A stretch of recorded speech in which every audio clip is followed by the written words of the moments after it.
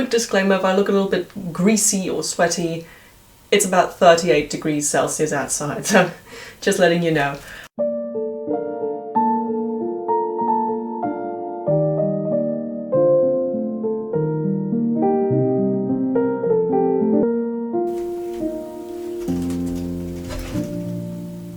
Greetings. Hi everyone, it's Caroline from Crescent Fell, and it's been a hot minute since I made any kind of video on this channel, but I finally found some time now, so I thought it's just time to sit down and talk, have a very casual, classic BJD update video.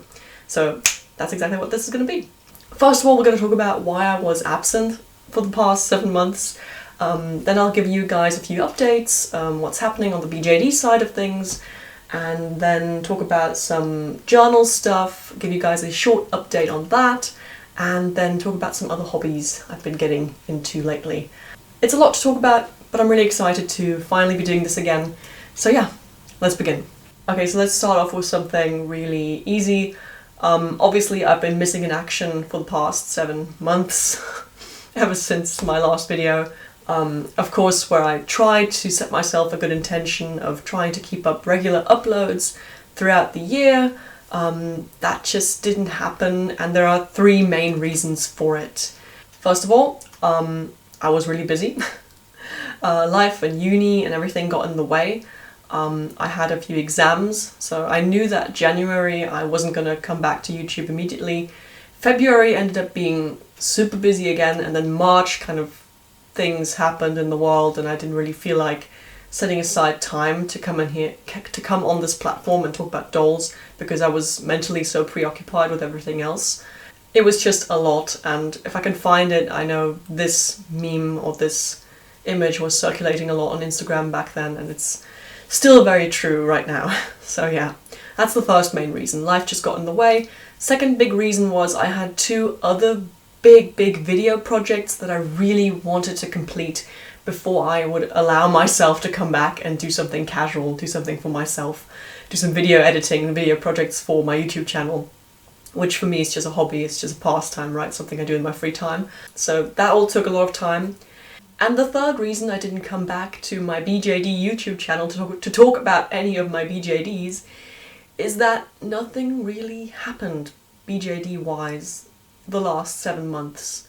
I thought that I was going to come back and do maybe some, you know, character stuff or some crafting, and of course, because of reasons 1 and 2 I just gave, I didn't get to any of that, so there was nothing to talk about on that end. But also, the 2 BJDs I'm currently waiting on, I paid off their layaways a few months ago already, but they still haven't come in, they still haven't even shipped. And I know that, you know, through the resin shortages and the worldwide, you know, supply chain being just very tight at the moment, things just take longer, and it's completely fine. I'm totally fine with that. I don't have time anyway. So it's like, you know, what's another BJD in the house? It's just gonna sit around until I get to it. But yeah, at least those would have been maybe 2 videos I could have made where I could have unboxed the doll and talked about it. But I couldn't because they just haven't arrived yet. Yeah, I'm kind of just in a limbo waiting for my dolls to arrive. What I did order for my BJDs though, I haven't ordered anything for my BJDs now in advance because I have quite a bit of stuff here and I want to get into sewing in a big way for them. But what I did order was eyes. I ordered a few pairs of eyes from Etsy. I'm just going to show them to you. First of all, I ordered these. Anyway, these are some 14mm purple eyes, and they're really nice. They have great sparkle and depth, and I ordered these originally for my Apple House Arza, which is who is sitting in the back, so she would have gotten them. However, they are a bit too big, and they're a bit too high dome for her. Apple House dolls tend to need very small eyes, so this is not going to work. I'm going to see if maybe my incoming Faceup doll can take these. If not, they're just a pretty pair of eyes that I'll have lying around. Yeah, but I really like this colour, this lilac, and it's got great depth. It's very sparkly. I like this. Then I ordered some Dolce Luce dolls eyes. These are some custom eyes, and they are made to look like tiger eyes or cat eyes with slit pupils. I think these are super cute. I really like these. These I'm really hoping to use for my Frapzilla Dandelion Moon. Yeah, because I think that would be cool. I just want to go full fantasy with her, so I think cat eyes would be a cool thing to have. And then last but not least, I got these, and I forget the Etsy shop unfortunately, but I'm going to put it up on screen. They came with a very cute little drawstring patch with some stars on it, and they don't have any pupils. They're pupilless eyes, and what drew me to these eyes was A, the size. They're a really good size. I think they're 8 or 10 millimeters, and B, they have the iris is actually purple, and I thought that was really neat and a really cool idea, and something I really want to try for my Dandelion Moon as well. Other than that, nothing else has really happened, so stay tuned for more updates on the BJD end. At the earliest, I should say, I will probably do a box opening sometime in September. We'll see. On to the next thing. Okay, so talking about journals, I personally think that I'm not going to continue updating about my journals on this channel because I think that the bullet journal was just an experiment last year, and that's why I was very much in the whole, journaling mindset and talking about things, because a lot of things were shifting and things were new every month, so it was kind of just more, feeding into my inspiration. But for this year I really have managed to settle on a journal, and I think for me this is the end-all be-all journal. This is the Leuchtturm 1917 journal, which I've customized with a few stickers. I put a Witcher sticker here, and I put this sparkly, shiny washi tape on the back and the front to make it look like a book, and I've got this sticker here from Toon's shop. And the journal format is really simple. It just has the days of the week on... Hang on, I'm just going to find a blank page. It's already so far into the year, it's hard to find one. Hard to find one, I haven't written anything in yet. There we go. So you set the days of the week on this side, and then you have a blank page, blank line page on the other side. And this, for me, has been the best. It's just been so much easier tracking everything. And this is my favorite thing about this journal. In the back it has this section where it has alphabetically ordered sections. And this for me is great because that means I can actually categorize my lists. That means I can keep lists for my lists, and that makes me very happy. Everything that this journal comes with has helped me so much. I have much less time anxiety, I have much better planning this year, and I think it's largely because I'm in a pre-printed format. I'm not relying on myself, I'm not relying on a bullet journal to keep everything organized. I can look ahead far better, I can keep lists far better, and I don't have to worry about writing a ton of numbers every month, because if I do that, whenever I do that, I always usually make a mistake, and that's just super annoying. It's just one of those things, I don't know why. Anyway, that's my current calendar journal. I've also completed my fairy book journal that I had last year. See previous journal video for further details if you'd like to see that. It was a beautiful journal, but I don't know if I mentioned this, I think I didn't like so much, even though the cover, I love paper blanks journals, right? And that was a paper blanks journal. But there was something about the cover that after a while I just felt like, oh, I really want to customize this, I want to make it my own. And yeah, that's why I've moved back to the Leuchtturm 1917 journal, but this time with lined pages. It has numbered pages, which is a lifesaver, it's a godsend, with the table of contents in the front, and I'm already I think I'm maybe a quarter of, I think I'm almost halfway through. So yeah, that's been really cool. And again, I've customized it in the front. I drew this snake, which is a nice throwback to my bullet journal from last year. And on the back, I've stuck a few shiny stickers. Yeah, but that's that for journals. So now for some general updates. I have a new camera. You've probably noticed I'm filming on a new camera. I got it off eBay. It's my new baby. I really love it. My old DSLR takes fine video. It's okay. The video footage is alright, but the audio is also pretty good. The audio is actually better on that camera than on this camera, but it doesn't have a flip screen. I recorded one video with it last year, and that was just a nightmare setting it up because I had to get an external monitor and then set it up and cables and everything. I mean, it's fine, it works, it's a good workaround, but but it just takes time, and that's something I don't have a lot of right now. So this is much better. This has a flip screen and I love it. It's a great camera. It's the Canon EOS 70D, so it's a pretty well-established vlogging camera. I got an external microphone. I hope the audio is okay for this video. I've got it clipped somewhere in the room now. We'll see. I also have a ring light, which I'm using right here. So this thing, yeah, got this for my birthday this year. So I'm a bit better, I'm a bit more decked out, you know, you could say. I'm better equipped this year for making YouTube videos, and yet I haven't gotten around to it. We're still figuring things out.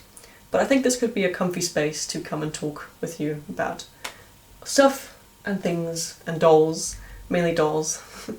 Speaking of dolls, I have been launched into a new obsession, and I don't know how to stop it. I recently discovered rainbow high dolls on a whim. I was in the city. I was traveling to the city and I had an appointment, and then I went to the library to do some studying and some research for a term paper, and then I went just for fun. I went to one of the toy stores, or one of the bigger department stores that has a big toy section. And sometimes I just like to browse the aisles, because I used to also like to look at Monster High dolls. I actually owned like 5 Monster High dolls in my time, like, you know, a couple of years ago, when they were still around, and I liked them, but I never clicked with them, it never connected. It just didn't work. And then I saw these new dolls, you know, these larger scale dolls. At first they seemed a bit chibi-like to me, but then I noticed that they have not glass eyes, but they have plastic eyes, inset eyes, and that their joints are quite articulated, much like a BJD would be. And that kind of got me very intrigued. And then I looked at them a bit more, and a bit longer, and then I went online and did some research, and then I might have watched the first season of Monster High, Rainbow High on Netflix, and now I'm obsessed. It's really bad. I plan on making a video about that pretty soon, just because I am a fully fledged BJD collector and have been for almost 10 years at this point. I think it would be really interesting to see, to make a direct comparison of like first impressions of a Rainbow High doll, which is a fashion doll, to a BJD, and just kind of, you know, compare the two and, you know, see what my expectations are and see what I actually get and see how I like it. Yeah, spoiler alert, I have already gotten a few Rainbow High dolls now, but I think you can expect that video probably next. I'm going to try and make that soon. If you guys are interested in hearing me talk about those dolls too, please let me know down below, because at this point you can see that BJDs are not really filling up content for me. They're not really, let's put it this way, at the moment BJDs aren't really delivering much content for me. I think they will again at some point, and probably soon. And I mean, there's always the Faceup thing, which by the way at the moment is on hiatus because I'm just too busy with other things. But in the meantime I could have something casual, more, you know, less time consuming, just less of a, you know, less input required item to talk about, collecting item to talk about. And that's really the goal for me with this channel, is to not just be a BJD channel, but just branch out and talk about whatever the hell I like to do, you know, and to make and to collect, which would really be the ultimate goal for me. I would just love this channel to be like a hub, a creative hub for myself, for my collections, for my creativity and hobbies in general. And yeah, I just want to let you guys know that I would like to do that, and I would like maybe some feedback down below in the comments. Yeah, other than that, other than Rainbow Highs, I have noticed that I've been getting back into some older hobbies I used to have, or at least I've been interested in them. I had this like brief resurgence of Yu-Gi-Oh in my life earlier, just a couple months ago actually, and then I got some cards for my birthday, and it was just like a nice throwback, because I used to be really hard into Yu-Gi-Oh and I used to play it a lot. And I used to build decks. I had like 7 decks at some point, then I sold them all on eBay because I'm an idiot. Yeah, there's a structure deck coming out I think in August actually, I have to check that. And it's all about the crystal beasts, and crystal beasts are like my jam. I love crystal beasts. Yeah, so Yu-Gi-Oh, who'd have thought? Also, Pokemon. Oh my gosh, I've been so into Pokemon lately.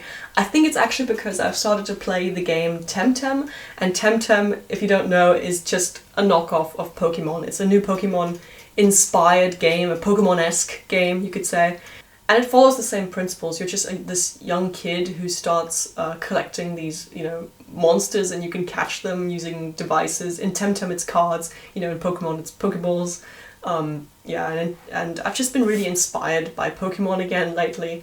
I find Temtem just to be very engaging, and it reminds me of what the old Pokemon games used to be like when I first played them, because back then I experienced them in a way where I thought they were very hard and they were very very involved, and they took a lot of time, but it was like this big adventure and you didn't know what was waiting for you around the next corner, and you were just out there just catching Pokemon, and you also didn't know all the Pokemon that existed, and you were like, oh, is it possible to get this Pokemon? And then you would talk with your friends, in the schoolyard, and you'd like exchanging tips, and no one really knew exactly how many Pokemon there were, and how many secrets you could uncover.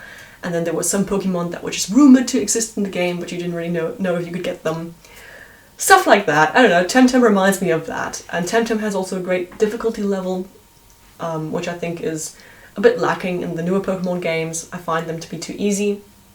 They were always meant to be for kids, so of course they're not going to be, super hard. But I don't know, just Temtem reminds me of what old Pokemon used to be like. But on that note, I've also started playing Pokemon again because of Temtem. I completed Pokemon Omega Ruby earlier this year, which is the reboot of the 3rd generation games. I never played Ruby or Sapphire. Back then I was kind of like a snob when it comes to 1st and 2nd generation. When 3rd generation came out, I was already like, what's this? Why are there even more Pokemon now? Why do they all look weird? Bring back Gen 2, what was wrong with Gen 2 and Gen 1? I was like that kind of mindset.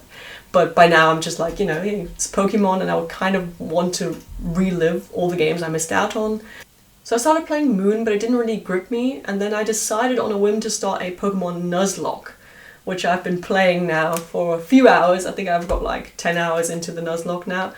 And again, for those of you who don't know, I'll have a link down below in the description box. A Nuzlocke is just a more difficult version of Pokemon you can play with yourself, with your own set of rules. And I'm playing it on Pokemon Gold, which I think is probably a risk for your first Nuzlocke, because if you go back to the older generations, they do have a higher difficulty level than the newer ones, so it's probably not the best entry-level Nuzlocke, but hey, here we are. And I already caught an Abra and lost it as a Kadabra, which was very painful. I don't know why I sent it out against Gengar, that was such a bad idea. Stuff like that. But that also makes it very memorable, and I've been keeping another list of like all the Pokemon I've caught, and then on each route, so I know that I don't catch doubles, or I know when a Pokemon comes up that I've already seen it or not. Yeah, you can tell I'm kind of excited to be back into the Pokemon game in this way. These are the things that give me joy in my free time. Rainbow High, Pokemon. These little things, playing video games, these are just things that inspire me and give me energy at the end of the day. And yeah, just this year in general has been a year for me where I learn how to balance things a lot better, just, adult life and, hobbies, but also other things emotionally, physically. I'm nearing the end of my studies, which has been a very, very long process. I'm on my 2nd course of studies, getting my 2nd degree right now. And it's kind